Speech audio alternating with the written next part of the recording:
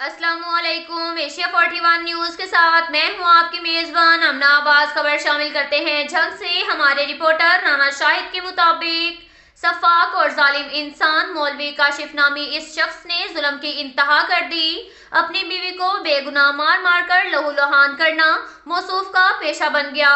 تھانہ کوتوالی کا علاقہ دارالسکینہ روڈ جھنگ کے مولوی کاشف وہاں شرکت کرتا تھا۔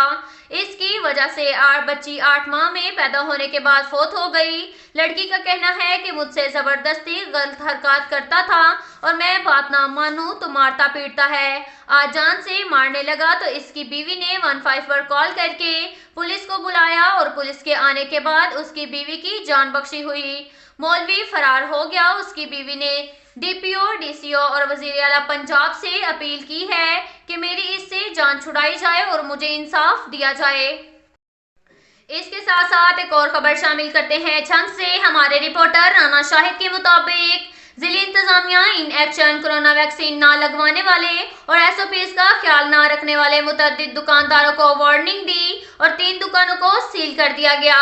ڈپٹی کمشنر جھنگ شاہد عباس جویا کی سربراہی میں C E O health doctor Manzoor Hussain, district deputy health officer doctor Asim نے ریل بازار، شہید روڈ اور یوسف شاہ روڈ کے مختلف دکانوں پر ویکسین نہ لگانے والے دکانداروں اور خریداروں کو وارننگز دیں۔ متعدد دکانیں سیل کر دی۔ موقع پر محکمہ ہیلتھ کی ٹیموں نے ویکسین بھی لگائیں۔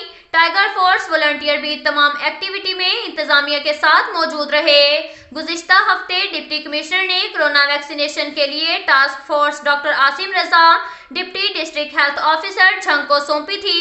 ڈپٹی کمشنر جھنگ کا کہنا ہے کہ کورونا وائرس سے بچاؤ کے لیے ویکسینیشن لازمی کروائیں۔ جن لوگوں نے ابھی تک ویکسینیشن مکمل نہیں کروائی ان کے خلاف سخت کارروائی عمل میں لائی جائے گی۔ جھنگ کے تمام ٹول پلازا جات پہ چیک پوسٹ بنا دی گئی ہے اور اس کے علاوہ شادی ہاؤس، دکانوں، مارکیٹوں، بازاروں اور دیگر مقامات پر چھاپے مارے جائیں گے اور جن دکانداروں نے ابھی تک ویکسینیشن نہیں کروائی وہ دکان کو فوری طور پر سیل کر دیا جائے گا۔